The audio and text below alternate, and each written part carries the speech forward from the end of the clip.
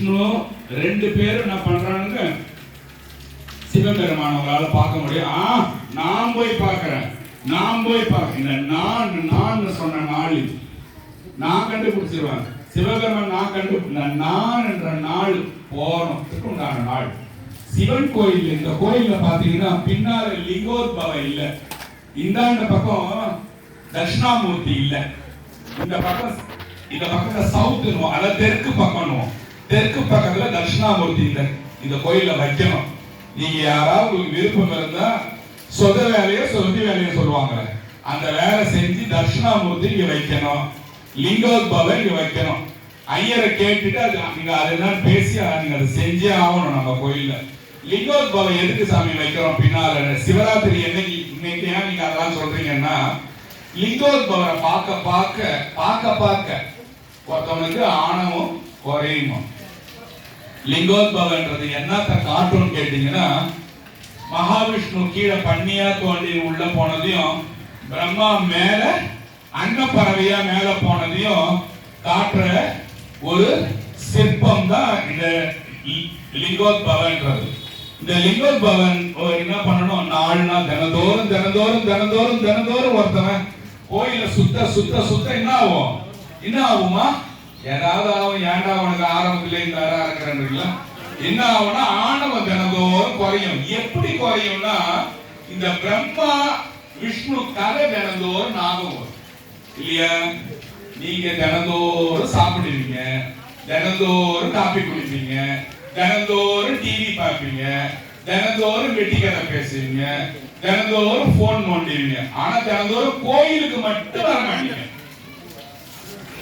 அது உண்மைதானே? கோயிலுக்கு மட்டும் எத்தனை தடவை போறது? கோயிலுக்கு 2 தடவை வருவீங்க கோயிலுக்கு.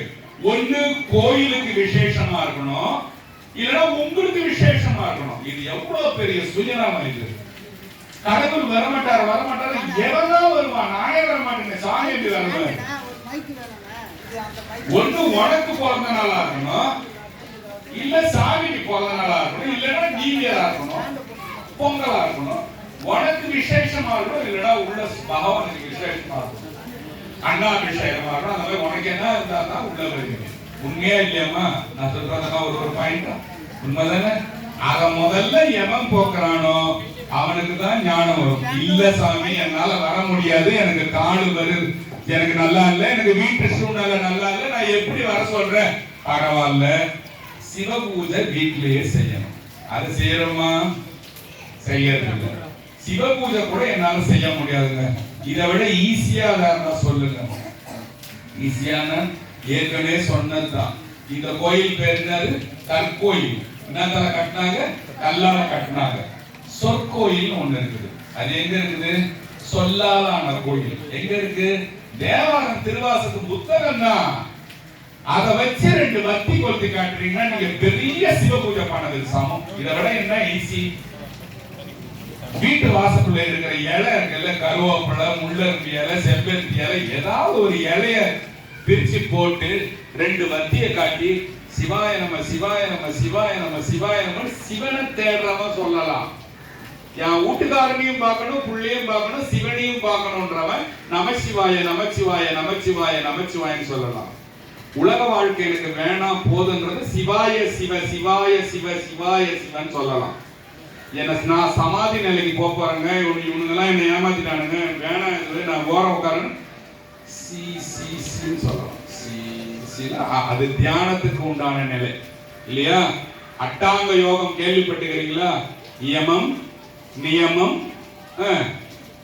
ஆசனம், பிராணாயாமம், பிரத்யாகாரம், தாரணை, அப்புறம்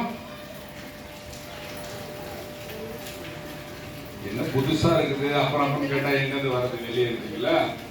சமாதி நிலை லாஸ்டா. இந்த 8 நிலைக்கு உங்களால போக முடியாது. நான் வாழணுங்க, நீங்க பேசுறத பார்த்தா வீடெல்லாம் விட்டுட்டு போய் தாரணை, பிரத்யாகாரம், பிராணாகாரம் இந்த மாதிரிலாம் போக சொல்றீங்க. அதெல்லாம் முடியாதுன்றதுக்காக தான் இந்த ஒரு தேவார புத்தகத்தை வச்சு கொஞ்சம் இலைய பறிச்சு போட்டு, பூ கிடைச்சா பூவை போட்டு, விபூதி நல்லா நெத்தி நிறைய விட்டு சிவாய நமன் சொன்னா எனக்கு போதும்பா, நான் நல்லா எட்டு புடவைலாம் கட்டி பார்த்துட்டேன் அட்டிகை எல்லாம் போட்டு பார்த்துட்டேன், ஒட்டியானெல்லாம் போட்டு பார்த்துட்டேன் போதுன்றவங்க சிவாய நம்ம சொல்லலாம். இன்னும் நான் நகை கடைக்கு போக வேண்டியது இருக்கிறவங்க நமச்சிவாயன்னு சொன்னாக்கா போதும். சரிதானா? புரிஞ்சிருச்சா? இப்போ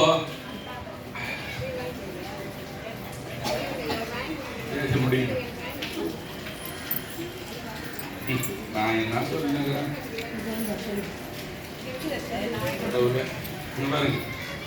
இப்போ மகாவிஷ்ணுவோட சரஸ்வதியோட நாயகன் யாரு? சூப்பர், பிரம்மா. மகாலட்சுமியோட நாயகன் யாரு? நாராயணன். மகாவிஷ்ணு. நேத்துக்கே உங்களுக்கு சொன்னேன், மகாவிஷ்ணுவோட நாயகி இருக்கிறாங்கல்ல மகாலட்சுமி, அவங்க யார்? என்னத்துக்கு அவங்க இருக்கிறாங்க? லட்சுமி கடாட்சத்துக்காக இருக்கிறாங்க. சரஸ்வதி எதுக்கு இருக்காங்க? கல்விக்காக இருக்கிறாங்க. தினந்தோறும் வெத்தலை பாக்கு போடணும், 3 வேளையும் போடணும் இல்லையா? நாய் தின்னுதுன்னுமா, பண்ணி தின்னுதுன்னுமா, என்னத்தர தின்றான்னு கேட்பான். ஆனா வெத்தலை பாக்கு போடுறியான்னு கேட்பான். மங்களகரமானது, மங்களகரமானது. எதுக்கு சொல்ல வரேன்னா, வெத்தலை பாக்க அந்த காலத்துல நாதஸ்வரம் வாசிக்கிறவங்க, ஜோசியன் ஜாதகம் சொல்றவங்க, வேதம் சொல்றவன், சாஸ்திரம் சொல்றவன் எல்லாம் தாம்பூலம்னு பேரு. நீங்க சொல்ற மாதிரி வெத்தலை பாக்கு கிடையாது பேரு. தாம்பூலம் போடுதல். தாம்பூலம் போட்டா ஒரு மங்களகரமா.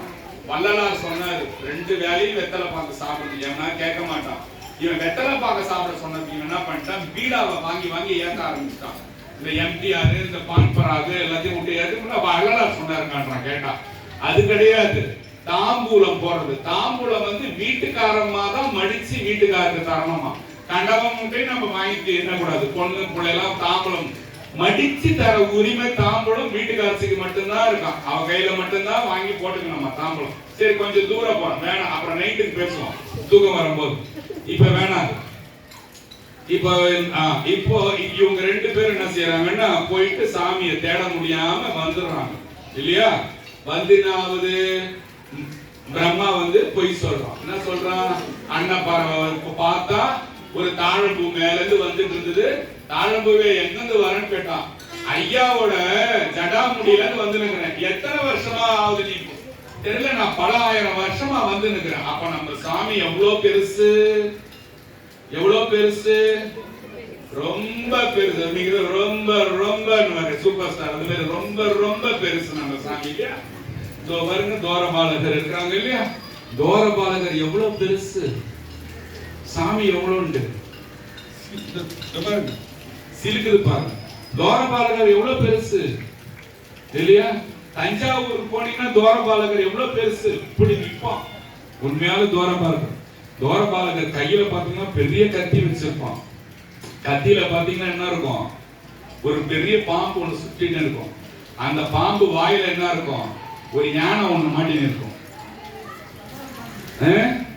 நல்லா கேளுங்க, தோரபாலகர் எவ்வளவு பெருசு, தோரபாலகரோட வால் எவ்வளவு பெருசு, எவ்வளவு பெரிய கத்தியா இருந்தா ஒரு பெரிய ஒரு மலைப்பாம்பு இருக்கும்.